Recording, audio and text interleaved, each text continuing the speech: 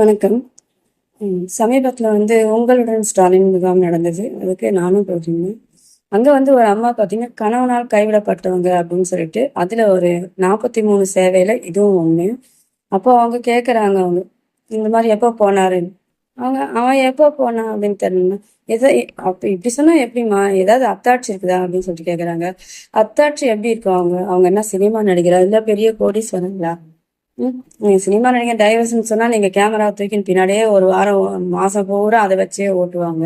இவங்களுக்கு எப்படி அதெல்லாம் கிடைக்கும்? அவன் ஒரு குடிக்காரன் எங்க போனானு, எப்ப போனானு, யார் கூட போனானு எதுவுமே தெரியாது.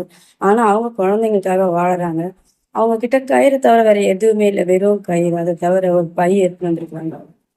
அது எனக்கு ரொம்ப சங்கடமா போச்சு. என்னடா இது, இந்த ஒரு 1000 ரூபாய்க்கு போய் இது அத்தாட்சி இருந்தாதான் அவர் விட்டுட்டு போனதா அர்த்தமா?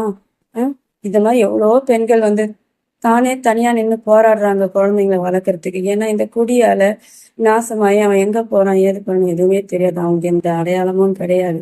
அவங்க கிட்ட போய் இந்த மாதிரி அரசாங்கமாவே இருந்தாலும் இந்த மாதிரி கேள்வி கேட்கறது அவ்வளோ ஒரு நாகரிகமா இல்லை எனக்கு.